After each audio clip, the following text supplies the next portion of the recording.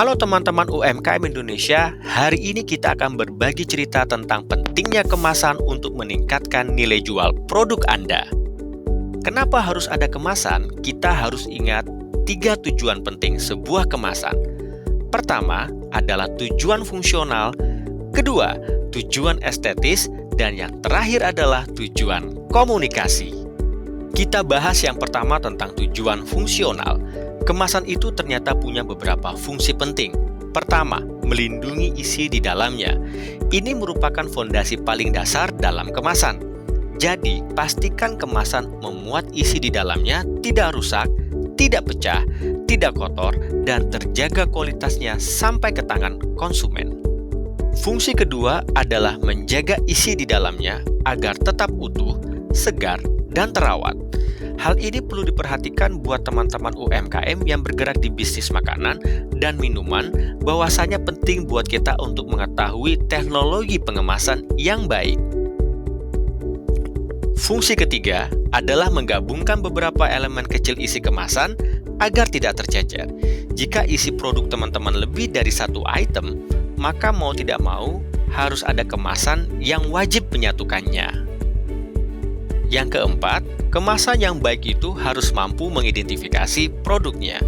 Apa saja yang harus bisa diidentifikasi? Mulai dari kategori produknya apa, varian rasanya apa, siapa pembelinya, dan segala bentuk identifikasi yang penting buat konsumen. Kelima, kemasan yang baik itu harus bisa menyampaikan informasi yang dibutuhkan oleh konsumen, seperti komposisi, sertifikasi, tanggal kadaluarsa, produsennya siapa, berat bersihnya berapa, dan lain sebagainya. Informasi-informasi tersebut sangatlah penting buat konsumen karena akan menjadi pertimbangan konsumen sebelum membeli. Keenam, adalah kemasan yang baik itu harus ergonomis. Artinya, kemasan tersebut mudah digenggam, dipegang, dan digunakan oleh konsumen. Pembahasan kedua adalah tujuan estetika. Estetika sangat diperlukan dalam desain kemasan. Kenapa? Ingat peribahasa dari mata turun ke hati. Artinya apa yang mereka lihat itu bagus, pasti mereka akan suka. Begitu juga dengan kemasan. Estetika itu berperan penting agar kemasan tersebut enak dipandang, terlihat unik dari kompetitor, dan menarik mata konsumen. Pertimbangan estetika ditentukan oleh banyak faktor, seperti tampilan visual yang menarik dan bentuk kemasan itu sendiri. Pembahasan yang terakhir adalah tujuan kemasan sebagai tujuan komunikasi. Komunikasi yang dimaksud adalah bagaimana kemasan tersebut harus bisa menyampaikan pesan dan kesan.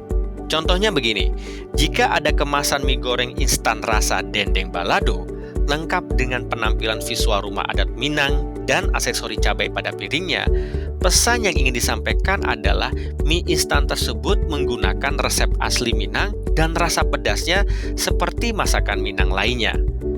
Kesan lainnya yang bisa ditangkap adalah kesan tradisional dari rasa dan penyajiannya.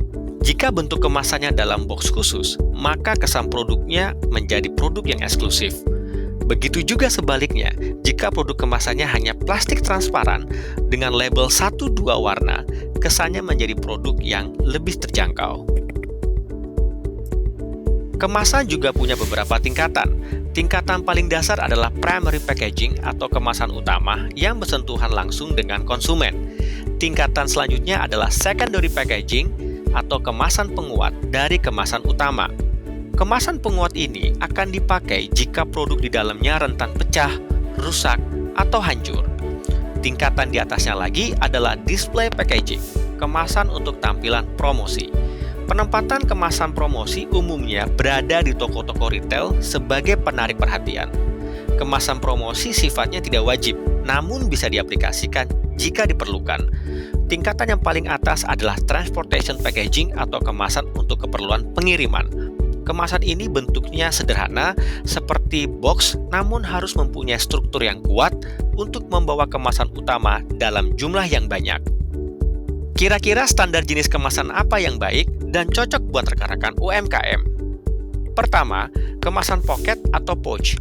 Kemasan ini biasanya umum dipakai oleh beberapa produk seperti kopi, keripik, dan lain-lain. Kedua adalah kemasan box atau kotak. Kemasan ini sangat umum digunakan oleh banyak produk dari fashion, makanan, kerajinan, sampai ke barang elektronik. Ketiga adalah kemasan label. Jenis ini sangat sederhana karena bentuknya hanya kertas atau stiker label yang membungkus atau ditempelkan di suatu kemasan produk. Jenis ini adalah jenis kemasan yang paling ekonomis, namun bisa mempunyai nilai tinggi jika kita tepat cara menggunakannya. Keempat adalah kemasan botol. Kemasan ini umumnya dipakai untuk produk-produk seperti kopi siap minum, teh, jus, sambal, dan lain-lain. Perlu diperhatikan ada dua jenis botol, yaitu botol yang berbahan kaca dan botol yang berbahan plastik. Bahan kaca sangat baik dalam menjaga mutu kualitas isi produknya, namun harganya sangat mahal dan perlu perhatian ekstra dalam pengiriman. Botol plastik bentuknya beraneka ragam dan terjangkau, namun kualitasnya tidak sebaik kaca. Perlu diperhatikan jika menggunakan botol plastik, pastikan ada label food grade agar aman bagi konsumen. Kelima, ada kemasan mangkok, cup, atau bowl. Kemasan ini umumnya dipakai oleh produk makanan dan minuman instan ataupun siap saji. Ada dua bahan yang biasa digunakan, yaitu berbahan plastik dan berbahan kertas yang aman untuk makanan. Keenam adalah kemasan kaleng. Kemasan kaleng biasanya untuk produk makanan dan minuman olahan. Dengan teknologi yang sudah ada sekarang, jenis kemasan ini sangat membantu menyimpan makanan dan minuman dalam rentang waktu yang sangat lama. Sekedar mengingatkan, hindari penggunaan kemasan-kemasan berbahaya. Ada 3 jenis bahan kemasan yang berbahaya bagi konsumen. Yang pertama adalah kemasan berbahan kertas atau koran. Yang kedua, kemasan berbahan styrofoam. Dan yang terakhir adalah kemasan berbahan plastik yang tidak tahan panas.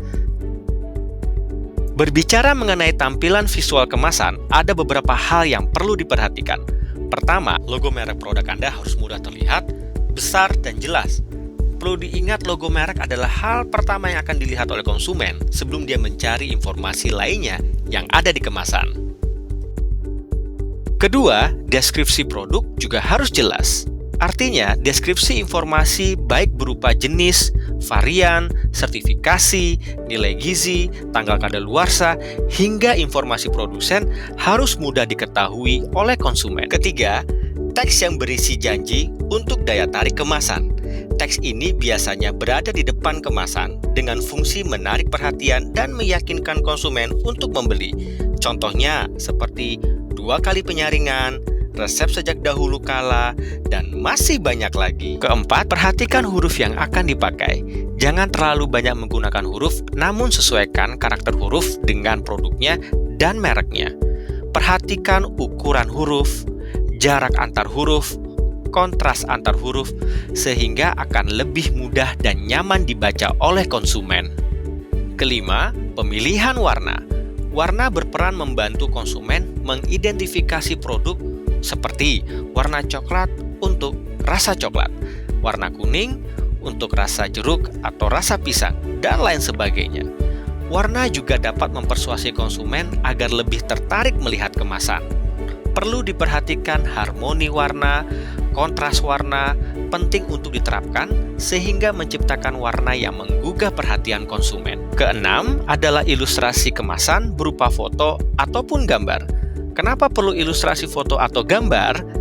Ilustrasi foto atau gambar itu bisa menunjukkan produknya, kredibilitas produknya, memunculkan mood bagi yang melihatnya, dan bisa menggugah calon konsumen. Foto atau gambar? Dua-duanya tidak ada masalah, bisa diaplikasikan tergantung karakter merek produk dan targetnya. Penggambaran ilustrasi gambar juga bisa dari skala sederhana hingga rumit dan detail. Bagi yang memakai foto atau gambar, usahakan berasal dari dokumentasi atau produksi pribadi, sehingga akan terhindar dari gugatan hak cipta. Bagaimana jika memakai gambar atau foto orang lain? Sangat memungkinkan dipakai jika Anda sudah mendapatkan izin dari pemilik gambar atau foto tersebut.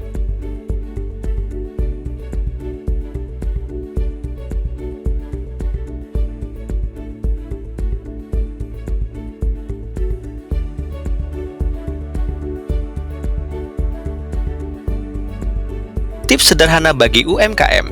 Jika kemasan Anda tertutup, usahakan dalam kemasan tersebut ada gambar isi produknya. Sebaliknya, jika kemasan Anda terlihat isi di dalamnya, maka jangan menggunakan gambar yang sama dengan isinya. Sekedar mengingatkan, buat teman-teman UMKM, jangan mencantumkan sertifikasi dan izin yang belum dimiliki dan diterbitkan oleh lembaga resmi atau pemerintah. Bagaimana? Apakah sudah paham? Semoga materi tadi bisa menginspirasi rekan-rekan UMKM untuk bisa menguatkan produknya melalui desain kemasan yang menarik.